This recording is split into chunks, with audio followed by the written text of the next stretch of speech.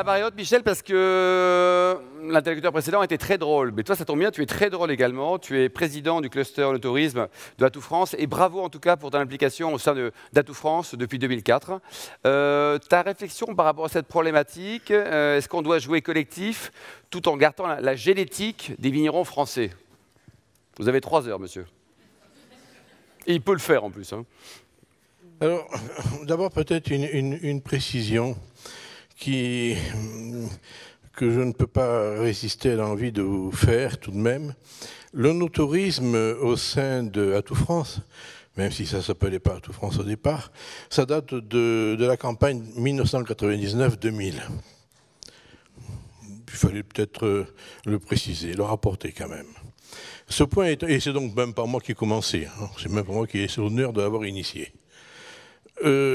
Pour répondre à ta question, je pense que le travail du cluster, le travail de promotion du cluster est particulièrement intéressant parce que justement nous avons à répondre à une grosse difficulté. Difficulté qui, en fait, je vous le dirai en conclusion, est quand même un avantage et quand même le signe d'une grande richesse. Cette difficulté, c'est que nous devons réunir 17 régions différentes, 17 interprofessions différentes, 17 régions viticoles différentes, qui n'ont pas toutes les mêmes particularités. Entre l'Alsace, la Bourgogne, l'Aquitaine, la Vallée du Rhône, la Provence, la Loire, il y a quand même quelques points de divergence. Il faut arriver à concilier tout cela. Je dirais aussi que dans les actions enotouristiques, dans les propositions enotouristiques, il y a aussi une très grande diversité. Alors, ma conviction est que l'avenir de l'onotourisme en France ne passe pas forcément par la copie de ce qui nous paraît très très bien aux États-Unis, en Espagne ou ailleurs, qui est une magnifique réalisation, mais qui sont des pays où les critères économiques et sociaux ne sont pas les mêmes que chez nous. Je pense, nous avons intérêt à tirer parti de cette immense diversité, depuis le petit caveau, lorsqu'il est bien fait, bien conduit, avec des vins de qualité et un accueil de qualité, jusqu'à des réalisations éminemment prestigieuses, type Caudalie et les villages qu'il y a, et des réalisations qu'on a pu voir tout à l'heure avec M. Villemotte. Ça fait un tout, c'est un tout. Mais c'est un tout qui nécessite, en termes de promotion, une adaptation de la méthode qui fait notre plaisir de travailler au sein du cluster. Au sein du cluster dont je rappellerai l'étymologie. Un cluster, c'est comment réunir des acteurs dont les intérêts sont différents, peuvent être différents, et comment les faire travailler ensemble sur un projet ou des projets communs. Cela arrive à fonctionner et c'est un des grands plaisirs que nous avons, Brigitte et moi, au sein du cluster, avec toute l'équipe d'Atout France que je... Bon, on n'a pas le temps, il faut faire court, donc ils savent qu'on les aime bien. Tu les aimes, quoi. Alors, Michel, je t'en prie. J'ai pas fini. 3 heures, c'est bon. On a fait 9 minutes tout à l'heure. Il y a quelque chose d'important qui va se dérouler dans les prochains temps. Les interprofessions viticoles vont s'impliquer davantage dans la recherche de toutes les actions en termes de création, en termes de promotion, sur lesquelles on pourrait exercer le plus possible de synergie avec les intérêts du tourisme et les intérêts de la viticulture. C'est, je crois, quelque chose de très important. La viticulture, jusqu'à présent, a toujours été très impliquée. Là, la viticulture va montrer, et encore une implication un peu plus forte, qui, je crois, va pouvoir renforcer nos actions. Par contre, pour pouvoir espérer répondre avec plus de précision à cette ambition légitime des deux parties, les institutions du tourisme et les institutions de la viticulture, nous appelons de nos voeux et je crois que cette proposition va être reprise peut-être tout à l'heure, la constitution d'un observatoire sérieux. Il faut à tout prix que nous améliorons notre connaissance des attentes de nos visiteurs. On sait un certain nombre de choses, il y a des études qui ont été faites.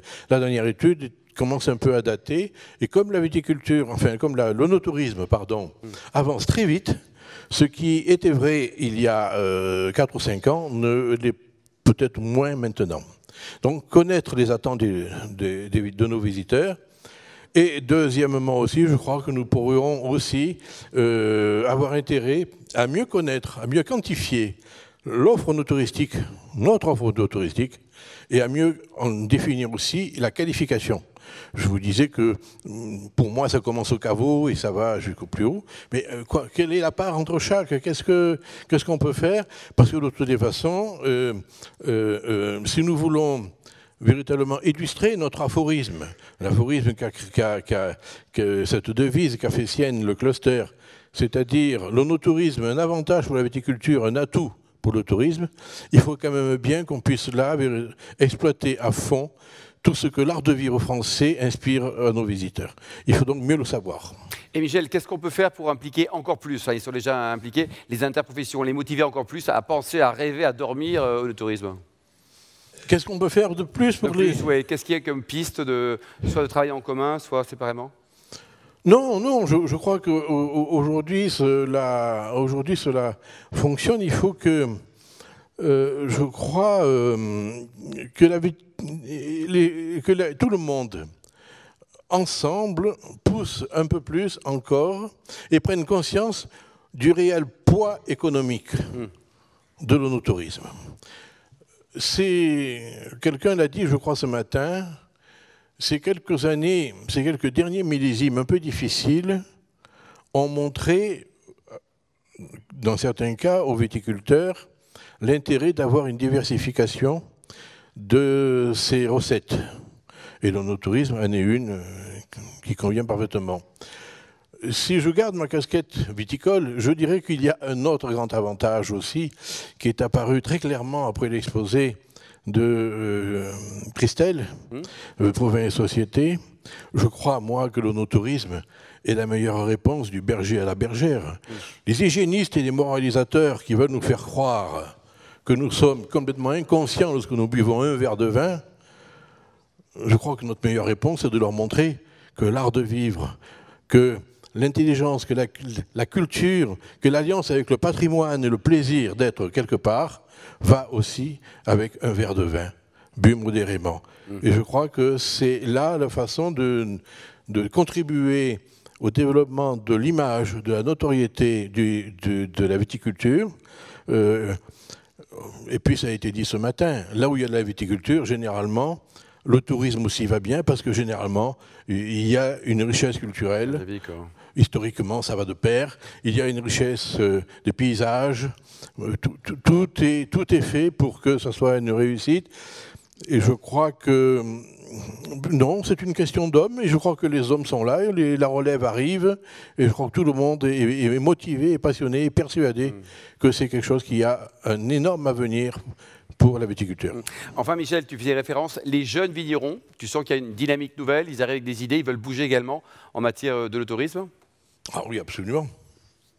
Ben, ce matin, pour parler que de ma région, vous en avez eu, vous avez eu M. Pommier, on en a plein, et notamment chez les jeunes vignerons, me semble-t-il, mais c'est pour ça que j'appelle un observatoire pour pouvoir mieux le quantifier. Notamment, je crois que les jeunes vignerons sont prêts à s'engager davantage dans l'hébergement. Or, on sait que dans nos régions viticoles, c'est l'hébergement qui pêche assez souvent. Et je crois que ces jeunes vignerons sont davantage prêts à investir dans l'hébergement pour une simple raison, c'est que les parents vivant plus vieux, lorsque les parents meurent, les enfants ont déjà eu le temps de faire leur maison, et la maison des parents est libre, il faut en faire quelque chose. Un gîte. Merci Michel, en tout cas. On peut l'applaudir, Michel, toujours performant et brillant. Jean Vergile, vous êtes le président du groupement national des chaînes hôtelières. L'hôtellerie a un rôle important à jouer dans l'ensemble et dans la dynamique œnotourisme. Nous pensons que c'est une véritable opportunité pour nous, pour plusieurs raisons. D'une part, je pense que l'hôtel en lui-même a évolué. Aujourd'hui, ce métier d'hôtelier, c'est avant tout un métier de faire vivre une expérience. Et ce rapprochement avec les vignerons, les professionnels de la vigne et ce sujet de l'œnotourisme est très fort pour en effet pouvoir créer cette expérience. Alors, on va dire que tout est réuni puisque nos différents groupes hôteliers aujourd'hui constituent un maillage précieux à travers toute la France, avec l'avantage aussi d'avoir toutes les catégories d'établissements. Donc on va du 1 au 5 étoiles. Et ça peut permettre en effet, avec un travail de rapprochement entre professionnels, de pouvoir proposer package ou commercialiser ces moments de découverte. Et permettre donc la prolongation du séjour. Alors j'ai entendu d'ailleurs ce matin ce besoin et on peut y répondre. Donc on a ce maillage. On a aussi une force de distribution aujourd'hui, donc on est en train de travailler en effet et à la demande donc Hervé Novelli et Christian Mantéi, on est en train de travailler sur comment on peut en effet demain pouvoir mettre en valeur ces différents acteurs de l'œnotourisme par rapport à nos plateformes qui commercialise aujourd'hui notre offre hôtelière. Et puis, ça a été évoqué aussi ce matin, c'est une réponse au surtourisme. Aujourd'hui, on a cette préoccupation. Notre ministre nous l'a rappelé ce matin, il y a un objectif qui est avant tout un objectif de quantité, même si maintenant on commence à parler de qualité, en tout cas financière, de dépenses touristiques. Mais je dirais que ça va un peu plus loin parce que notre objectif aussi, c'est de dire que on doit fidéliser notre touriste, c'est-à-dire un touriste qui vient dans notre pays doit être content pour que d'une part il puisse revenir, mais surtout qu'il puisse prêcher la bonne parole quand il va revenir dans son pays par rapport à l'expérience, au séjour qu'il aura eu en France. Donc ce travail peut permettre en effet d'aider à irriguer toute la France de cette arrivée de tourisme. Et on sait qu'en effet, nos amis chinois en particulier y contribuent et vont y contribuer grandement dans les années qui viennent. Et d'ailleurs, petit clin d'œil, nos chaînes hôtelières travaillent et pour certaines ont mis en place les modes de paiement en effet pour répondre à leurs attentes. Parce qu'on sait que c'était des préoccupations pour s'adapter à ce type de clientèle. Vous travaillez pour un groupe justement chinois qui est numéro 8 mondial, numéro 2 européen. Cette problématique qu'on a vue tout à l'heure, les Chinois qui s'intéressent au vin et à la France, vous pensez qu'on a une bonne carte à jouer aussi ? Oui, bien sûr, parce que on voit que dès qu'on sort de nos frontières, la France a vraiment une excellente image. Et un des éléments qui ressort aux quatre coins du monde, c'est la gastronomie, notre savoir-faire et notre culture par rapport à cette gastronomie. Et le vin est un des éléments fondamentaux de ce savoir-faire pour lequel nous sommes reconnus. D'ailleurs, certains essayent de nous copier, mais ils n'arriveront jamais à nous égaler. L'exemple, on parlait tout à l'heure ce matin du magnifique établissement chez Monet à Cognac qui vient de voir le jour il y a peu de temps.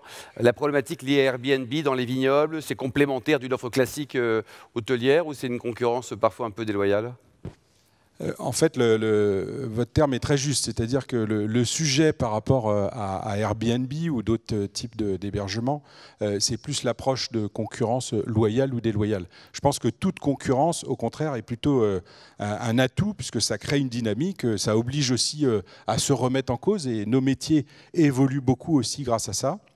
Je pense que c'est aussi parfois une réponse par rapport à certains territoires et on sait que l'aspect de la ruralité est un sujet pas simple et on a un certain nombre de petits villages qui aussi perdent leurs hôtels parce qu'on a des contraintes techniques, réglementaires et financières qui font que l'exploitation qui parfois était familiale ne trouve pas forcément la succession et donc ça peut être une alternative.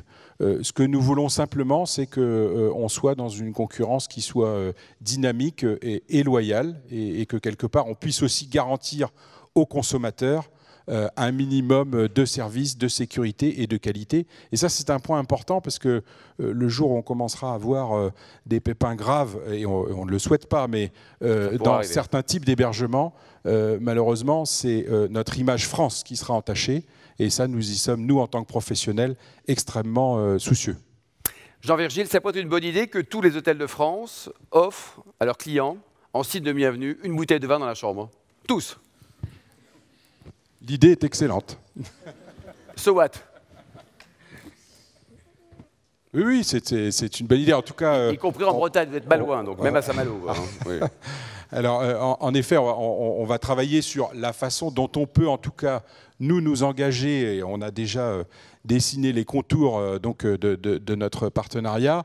Mais c'est vrai que dans le cadre de ce travail avec le no-tourisme, il y a sûrement un certain nombre de choses à faire, certaines plus faciles que d'autres.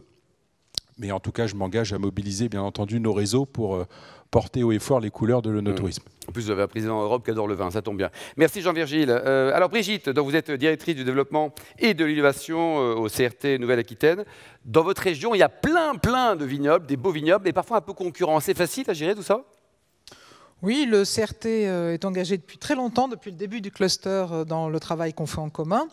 Justement, ce qui a le plus changé ces derniers temps, c'est l'offre. Et je pense, enfin, on en a parlé depuis ce matin, s'il y a un domaine dans lequel, ce matin, le député disait, on a une offre qui n'est peut-être pas toujours au niveau de l'attente des marchés étrangers. Eh bien, je pense que dans le vignoble, ça a beaucoup évolué. Et justement, aujourd'hui, on a des produits qui sont adaptés, de plus en plus adaptés à la demande des clientèles, y compris des clientèles des marchés lointains. Si on regarde il y a 15 ans, on n'avait pas, alors dans le Bordelais, qui est une région que je connais bien sûr, on avait très peu de restaurants, on avait peu d'activités participatives, on avait peu d'hébergements, et aujourd'hui les choses ont énormément changé en termes d'offres. Elles ont changé aussi sur des domaines plus simples, et je pense que le label, le travail qu'on a fait tous ensemble, parce que je crois qu'il y a une des choses aussi qui est importante pour nous du côté des territoires et des institutions, c'est la capacité de travailler ensemble. Le monde du vin et le monde du tourisme, c'est quelque chose qui est très important.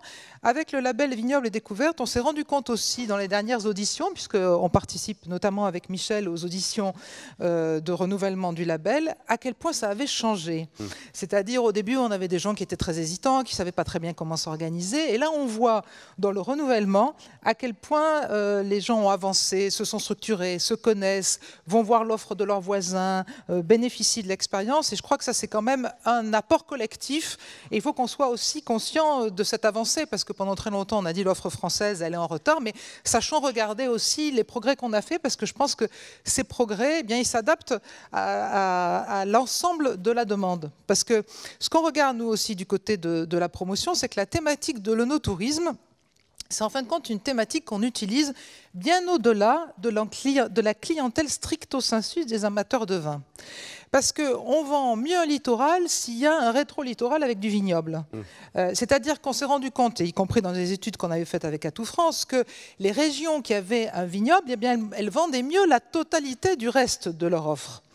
Et du coup, on se rend compte que beaucoup de nos viticulteurs, eh bien, ils reçoivent des gens qui sont en vacances l'été dans le camping et puis qui vont avoir envie de venir déguster, d'acheter du vin dans la proximité. Et aujourd'hui, notre offre, eh bien, elle est bien dans la totalité de cette palette, c'est-à-dire d'un côté de l'accueil, de qualité, parce que ça aussi, on peut se souvenir dans une étude qu'on avait faite en Aquitaine il y a pratiquement une vingtaine d'années, où on se rendait compte qu'il y avait des endroits où on accueillait, où il n'y avait pas de parking, pas de toilettes. Enfin, ça, c'est une histoire ancienne. Hein. Aujourd'hui, on est accueillis dans de très bonnes conditions.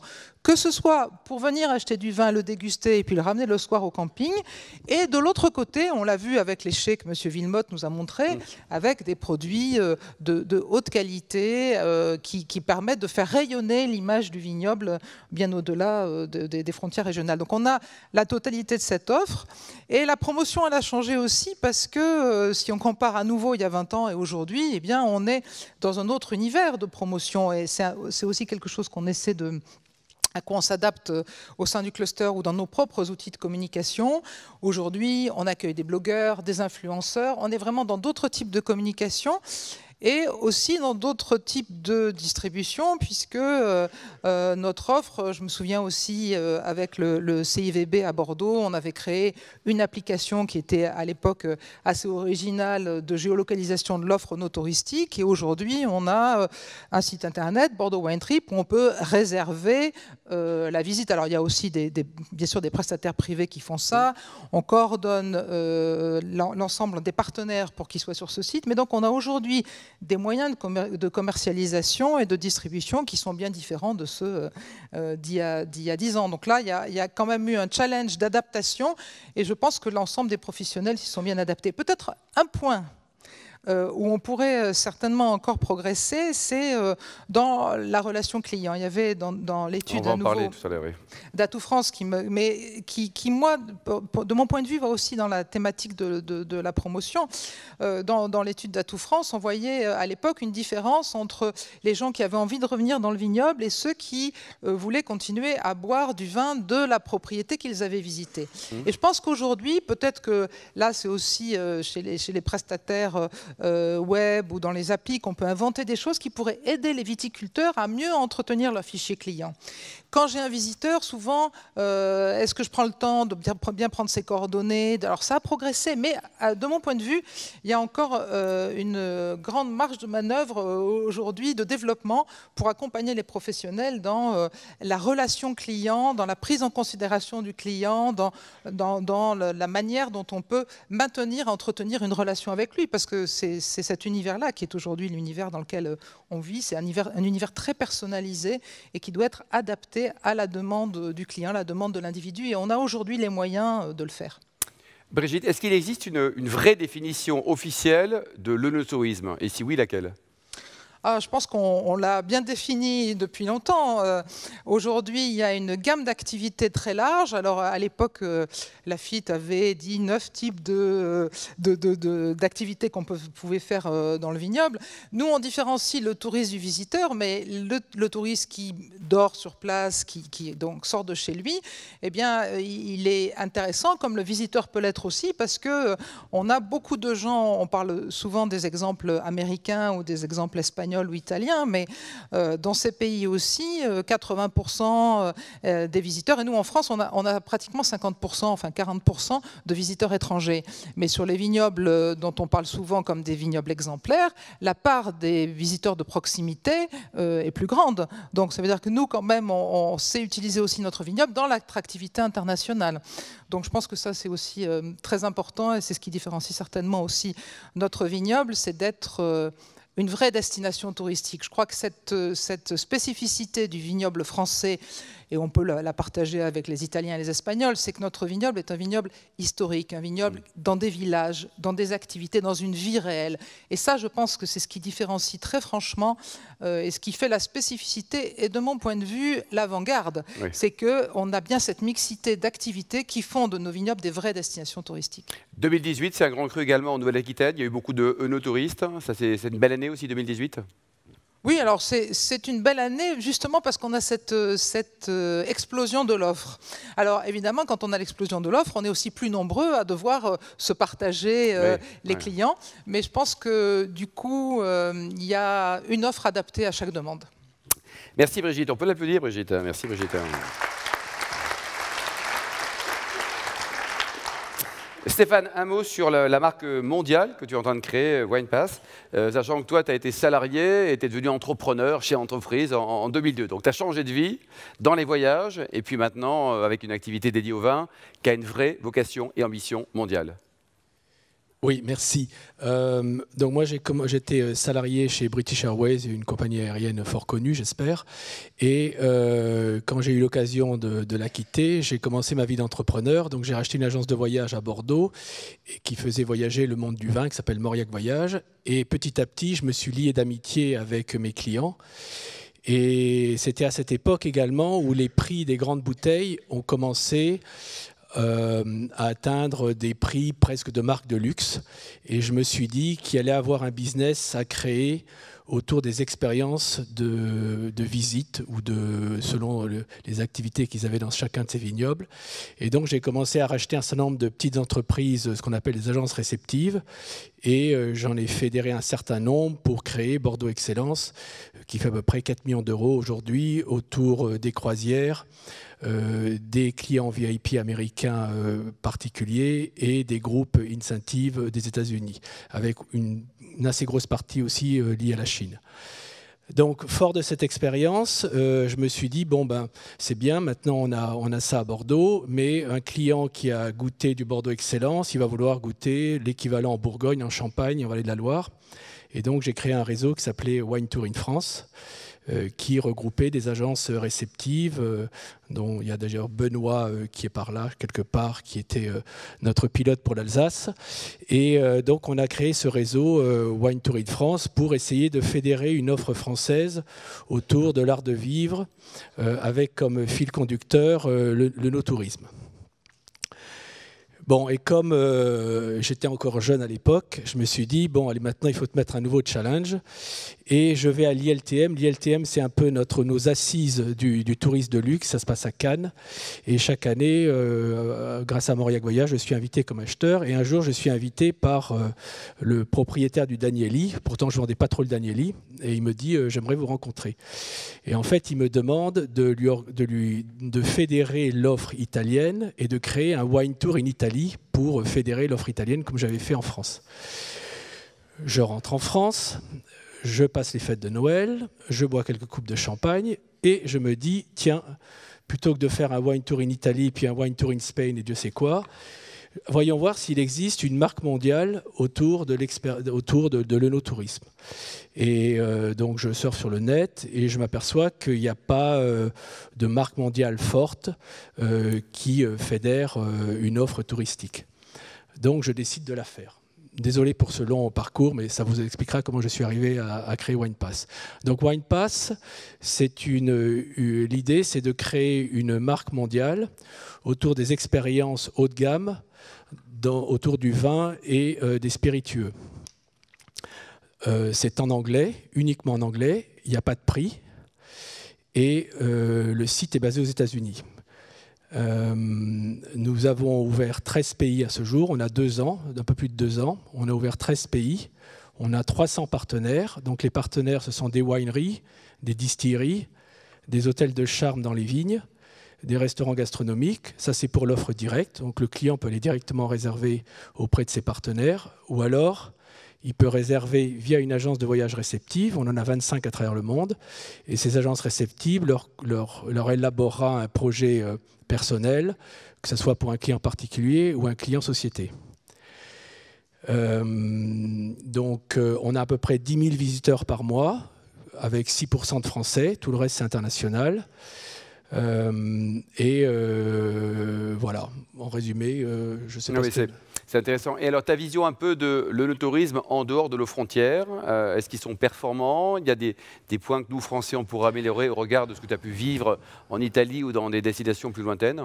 Alors, je vous rassure tous, la France reste le premier vecteur en termes de propriété ou d'offres touristiques. C'est quand même le pays le plus fort parce qu'on a de nombreuses régions mondialement connues. Donc ça reste le leader. Maintenant, si on descend à l'échelle des régions, donc là je rentre dans le monde footballistique, donc Division 1. Donc Division 1, il y a 3 régions qui sortent de très très loin en Division 1. C'est Bordeaux, Toscane et l'Écosse avec les whiskies. Ça, c'est vraiment la division 1, c'est là où on a le plus gros flux. Et après, dessous, en division 2, il y a beaucoup plus de régions, évidemment. Il y a Champagne, il y a Provence, il y a le Douro Valley, il y a la Sicile, Nouvelle-Zélande, Napa Valley. Voilà, il y a un certain nombre qui sont assez présents. Alors je dirais, je viens récemment d'aller visiter la Toscane et d'aller voir tous nos partenaires en Toscane. Et comme quoi il y a des choses... On a tous des images de la Toscane magnifiques et c'est une région extrêmement bien marketée de par toute l'histoire, la puissance de la restauration italienne aux États-Unis, etc. Donc il y a de nombreux facteurs qui mettent en avant la Toscane. Mais quand vous y allez, vous, en tant que touriste, il y a une chose qui va vous choquer, c'est les routes. Alors là, je parle à nos politiciens. Vous faites une chose bien, en tout cas, c'est que vous nous faites des bonnes routes. En France, tu veux dire? En France. Oui.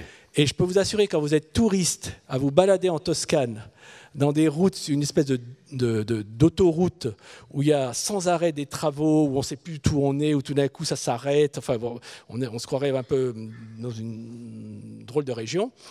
Eh bien, il faut aussi comprendre qu'il peut y avoir toutes les offres que l'on veut. S'il n'y a pas une infrastructure de qualité, comme je ne sais pas, avec la Champagne, vous avez le TGV, nous on a le TGV à Bordeaux, des bonnes routes, etc., ça fait aussi partie de l'offre. Voilà, donc c'est très bien qu'on se concentre sur tout ce qu'on a dit jusqu'à présent, mais il y a aussi toute l'infrastructure, comment on y arrive en aérien, est-ce qu'il y a des low cost, est-ce qu'il y a des longs courriers, est-ce qu'il y a des trains rapides, est-ce que la voirie est bonne, est-ce qu'on peut facilement trouver des guides dans toutes les langues, est-ce que vous êtes ouvert le week-end.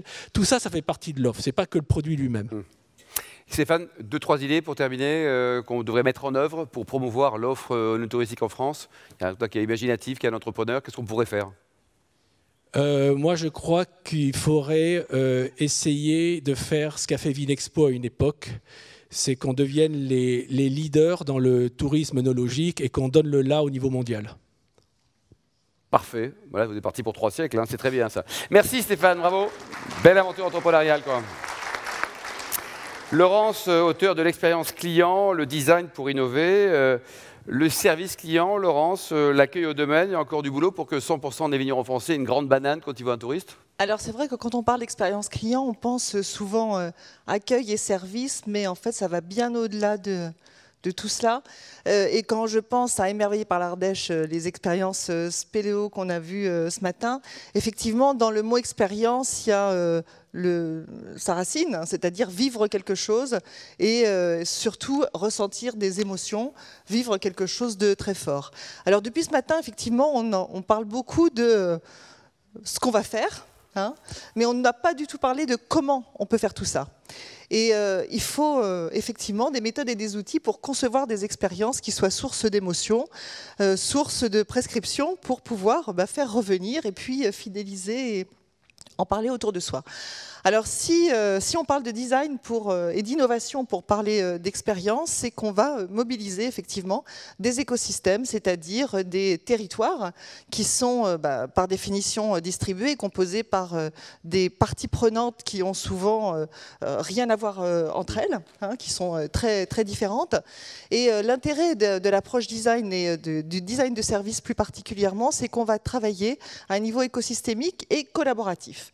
Et quand on parle de nos tourismes, eh bien, on parle de parcours visiteurs et de la façon dont on va pouvoir articuler toutes ces parties prenantes pour pouvoir livrer quelque chose qui soit une expérience qui soit fluide et sans couture à partir du moment où le visiteur quitte son domicile, prépare son voyage, son circuit, et retourne chez lui. Donc à l'intérieur de ce parcours, qui peut durer une journée, 2 journées, une semaine, il va se passer un certain nombre de choses, voilà, entre la restauration, l'hôtellerie, les visites, le repérage, etc., etc., qui vont être source potentiellement d'irritation, de frustration, voire même de colère, parce que tout simplement il existe des interstices dans les parcours qui ne sont pas adressés. Alors l'intérêt de l'approche design est d'avoir un regard innovant par rapport à la conception des expériences et des parcours touristiques, eh bien, réside dans sa capacité à mobiliser les acteurs d'un écosystème et à les faire parler ensemble, les faire collaborer, et surtout tous ceux qui sont sur le terrain. Donc très concrètement, pardon, on va faire en sorte que ces acteurs se retrouvent, se rencontrent et ensemble puissent parler la même langue. C'est la langue de leurs clients, des visiteurs, de tous ceux qui viennent sur le territoire et consomment les expériences et les visites qui sont sur ce territoire. C'est ce qu'on fait en ce moment avec le Cognac, avec le BNIC, qui nous a confié ce joli projet d'expérience signature sur le Cognac, et avec qui nous travaillons sur à la fois la mobilisation des acteurs autour de ce projet, qui favorise la compréhension et la connaissance des personas, puisque c'est comme ça qu'on appelle les visiteurs, pour ensuite concevoir de manière collaborative les fameux parcours et enfin les expériences qui vont incarner la promesse de la plateforme de marque, la promesse de la marque. Alors, on parlait tout à l'heure d'accueil et de services et de relations clients. Effectivement, l'expérience client embarque toutes ces problématiques de relations, puisqu'on parle essentiellement d'humain. Dans l'expérience client, il y a cette dimension humaine profondément empathique qui vise justement à remplacer ce rapport transactionnel qui existait autour du produit en quelque chose de plus relationnel, de source de liens, créateur de liens, qui va effectivement permettre d'accueillir les visiteurs non pas comme des clients potentiels ou des sommes dépensées ou des futurs acheteurs, mais comme des vraies personnes, des gens qui ont des besoins, des attentes, des motivations et qui vont vivre quelque chose de véritablement émotionnellement très très fort, dont ils vont se souvenir et dont ils vont parler par la suite. Et au niveau fidélité, c'est un sujet important. Le client, le touriste qui vient une année dans une région, l'année suivante, il y retourne, il reste dans une autre région. Comment ça se passe pour que le vigneron essaie de garder donc, le contact, ou au contraire, donc c'est une fois et c'est un one-shot? En fait, l'idée, c'est effectivement de travailler sur le lien entre les visites, hein, c'est de créer ce lien à distance. Donc suivre digital, le client. En fait, oui, pour éventuellement l'inciter à revenir et lui faire vivre quelque chose de différent, ce qui suppose que cet écosystème, en fait, il doit être très créatif, très dynamique, très inventif, et se remettre en cause de manière régulière, je dirais même continuelle, pour pouvoir continuer de surprendre, d'enthousiasmer, d'enchanter le visiteur et de le faire revenir, et surtout qu'il amène ses amis, sa famille, oui. Les gens de son réseau, etc. On est véritablement dans des logiques de réseau, de chaîne de valeur. Brigitte, Michel, Stéphane, vous avez un avis sur la notion de fidélité ou d'infidélité de l'eno-touriste? Oui, quand on parle de proximité, ceux qui sont des visiteurs, ils reviennent plus facilement. On essaie aussi de fidéliser des touristes. Moi, je crois beaucoup aux relations qu'on arrive à établir. Moi, j'étais très frappée quand j'étais allée en Californie il y a quelques années sur tous ces clubs, toutes ces possibilités qu'on a dans le vignoble d'être associé à des cuvées spéciales, des soirées, des événements. Voilà. Je pense que tout ça sont des éléments qui peuvent créer de la fidélité et permettre à des clients d'entretenir une relation particulière. En fin de compte, cette relation-là, oui. Elle doit être entretenue. Michel, toi qui es un homme fidèle comme tous les hommes mariés, qu'est-ce que tu en penses? Il y a un doute là? Non, ouais. Michel? Je suis sans voix.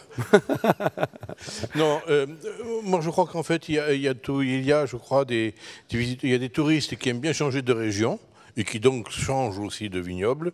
Et puis, il y a, et notamment plus dans la clientèle, dans les visiteurs proches, des gens qui sont fidèles et qui viennent régulièrement. On retrouve tout, mais il me paraît difficile de trancher véritablement. Et toi, Stéphane, qu'est-ce que tu en penses quand tu organises un voyage pour une entreprise, par exemple, ou pour des particuliers? Est-ce qu'ils te consultent une année, 2 années après? Je ne crois pas du tout à la fidélité à une région. Ouf. Par contre, je crois à une fidélité sur le produit. Je te donne un exemple. J'ai été voir mes partenaires toscans qui m'ont dit il faut absolument qu'on fasse quelque chose avec Bordeaux. Donc, on est en train d'imaginer un package justement pour que les deux agences réceptives qui ont des clients, l'un pour vers la Toscane, l'autre vers Bordeaux, on mette en avant un circuit pour à la fois découvrir Bordeaux et la Toscane. Donc moi, je crois beaucoup plus à ça, de mettre en avant des régions fortes qui permet de toujours garder ses clients auprès de nous. Laurence, un commentaire complémentaire sur la notion de relation client qui est juste fondamentale? Brigitte l'a tout à fait bien expliqué. Voilà, c'est en proposant des expériences renouvelées, toujours en ayant dans l'idée qu'il faut créer de l'émotion, créer du lien. Et voilà, et c'est le ciment, en fait, c'est le sel de la vie. C'est la raison pour laquelle les gens vont revenir, en parler, etc. De mon point de vue, je ne pense pas qu'on revient pour une région ou une destination, mais on vient pour les gens qui l'habitent et qui la composent. Merci Laurence, on peut l'applaudir chaleureusement. Merci Laurence. Bernard, vous qui êtes député du Rhône, l'UNESCO et le vin, c'est un mariage heureux, Bernard, notamment au Beaujolais.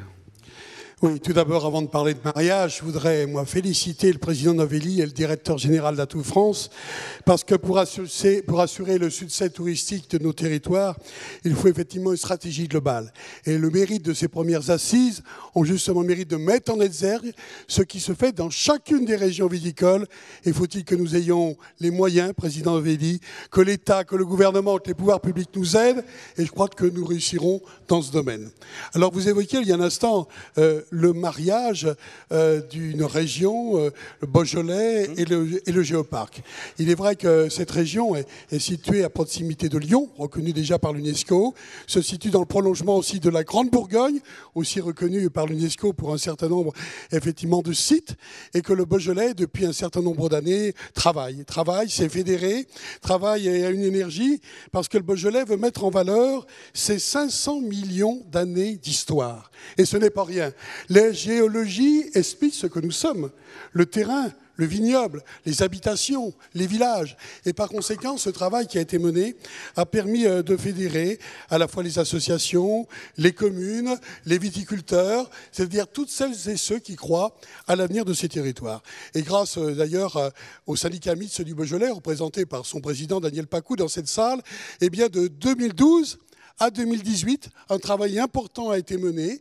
Bien sûr, l'UNESCO est venu voir, à travers ses évaluateurs, quel était le travail qui a été mené. Et depuis quelques semaines, eh bien, le Beaujolais a été reconnu, a obtenu tout du moins le label UNESCO Global Géoparc, ce qui en fait le premier géoparc viticole du monde, tout du moins à dominante viticole. Parce qu'il et ça, Bernard, la conséquence en termes de tourisme, d'implication, on attend quoi? 10%, alors, 20% de plus? Alors, c'est encore un petit peu tôt pour le dire. Il faut savoir qu'il y a dans le monde 140 géoparcs, 38 pays concernés, 74 bien sûr en Europe et 7 seulement en France. Et tous les géoparcs qui se sont mis en place, qui ont fait cette promotion, qui ont eu cette reconnaissance, ont vu le développement touristique de l'ordre de 20%.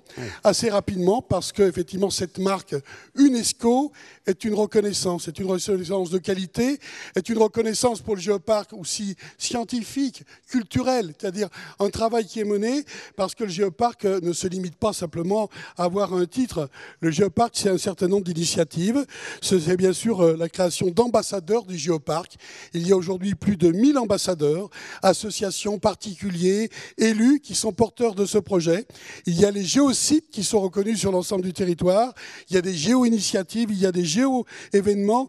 Et bien évidemment, tout cela permet de consolider ce territoire viticole à travers une approche différente, une approche culturelle, une approche scientifique. Lorsqu'on vient au Beaujolais, on ne vient pas simplement pour aller dans la cave d'un viticulteur, on vient pour s'immerger en quelque sorte dans l'histoire et pour partager cette histoire avec les habitants de cette région.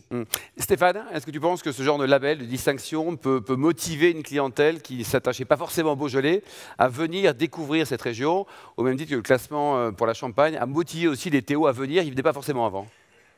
Oui, alors on a aussi des thématiques sur Wine Pass et on s'aperçoit qu'il y a des thématiques qui sont très demandées.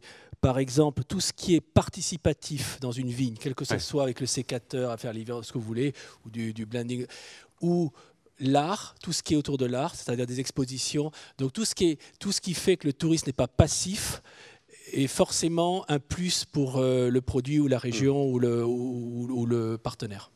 Bernard, donc l'ambition pour le Beaujolais et également les autres régions, un avis peut-être sur le classement des climats en Bourgogne ou la Champagne? Alors, je voudrais rebondir sur ce que vous disiez, monsieur, parce que ces initiatives de terrain sont essentielles. Ce sont des sentiers d'interprétation, c'est la route des vins, ce sont des ateliers ludiques, ce sont des expositions, des maisons du terroir, des spectacles, des mises en lumière des différents sites. C'est cela, justement, qui fait la force du territoire. Et tout cela a été mis en œuvre, va encore se développer. Il y a d'ailleurs chaque année, en quelque sorte, un concours qui est lancé pour que les géo-initiatives, les géo-événements puissent être primés, puissent être retenus. Alors votre question était de savoir effectivement comment cela se passait-il à la fois dans le prolongement de la Bourgogne et à proximité de Lyon. Parce que si nous avons bien une chance sur ce territoire, c'est d'être à côté d'une grande capitale, Lyon, connue par la gastronomie, connue par l'art de vivre. Et par conséquent, notre territoire profite à la fois de la grande capitale qu'est Lyon, capitale d'Auvergne-Rhône-Alpes. Et ce n'est d'ailleurs pas un hasard si la région Auvergne-Rhône-Alpes a désigné notre territoire beaujolais parmi les 25 sites touristiques emblématiques de cette région. Et puis dans le prolongement de la Bourgogne, bien sûr, le Beaujolais a toute sa place, a toutes ses raisons d'exister. Non seulement avec le Beaujolais nouveau que l'on vient de fêter depuis quelques jours, bien évidemment. Les Beaujolais de crus aussi, Bernard. Mais à travers les crus du Beaujolais, c'est ce que je voudrais vous dire. Et lorsque vous montez au sommet de la colline de Brouilly, c'est un lieu d'ailleurs merveilleux, puisque depuis cette colline de Brouilly, aujourd'hui, vous ne découvrirez pas simplement l'espace qui vous entoure, l'espace naturel jusqu'au sommet des Alpes, mais vous découvrirez également un géoscope. Qu'est-ce que c'est? C'est un lieu où on vous explique ce qu'est ce territoire, à travers son histoire géologique, à travers effectivement ces pierres qui sont grises, qui sont bleues, qui sont rouges, et qui expliquent pourquoi la vigne est différente, pourquoi le vin est différent, et pourquoi justement, lorsqu'on vient dans une région viticole, eh bien, un vin ne ressemble jamais à un autre. C'est ce qui fait sa force, c'est la force de la diversité. Tu ne serais pas un peu chauvin, toi? Chauvin, non. Je défends mon territoire, et c'est bien normal. Mais je reconnais bien évidemment que chaque territoire a sa force, bien évidemment, a pris des initiatives. Et je crois qu'en France, il y a d'autres vins dont la renommée est bien plus haute que le nôtre, qui a su se faire remarquer, qui a su, bien sûr, prendre toute sa place sur la chaîne internationale. Alors vous me permettrez aussi que d'autres vins puissent aussi exister à travers une démarche qui est exemplaire, puisque c'est le seul géoparc de France à vocation viticole sur les 7 existants, et que c'est le seul au monde dont le territoire est si important consacré à la viticulture. On peut l'applaudir, monsieur le député. Merci Bernard. Michel, pour terminer, une réaction justement sur les classements UNESCO des 3 régions, du Beaujolais, également de la Champagne, la Bourgogne. Il faut continuer à inciter ça, il faut continuer à soutenir ces causes. Il y a d'autres régions qui se portent candidats.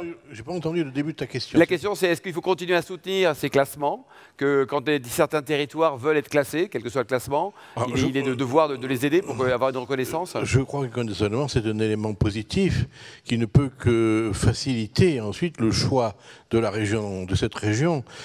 C'est un petit peu la même chose, si tu me laisses 30 secondes, pour les concours de vin. Concours de vin, n'est-ce pas, les bons critiques disent médaille en chocolat, qu'est-ce que c'est Bon, il y a quand même quelques concours bidons, hein, Michel. Non. Il n'adhère pas à l'association des grands concours dont je suis le président. D'accord. Si tu me cherches là-dessus, on va avoir les noms. Hein. J'ai les noms si tu veux. Hein. Non, très honnêtement, il y a des choses très sérieuses qui se font. Et à mon avis, donc, pour les concours, c'est pareil. Un vin médaillé, certes, on a pu laisser de côté un vin qui l'aurait mérité, mais un vin médaillé n'est jamais indigne. Et en ce sens, c'est quelque chose qui rassure l'acheteur de la bouteille. De la même façon que donc tous ces attributs sont des attributs positifs. Et à mon avis, il faut les favoriser. Oui. Merci à tous les 6, on peut les applaudir très chaleureusement. Merci.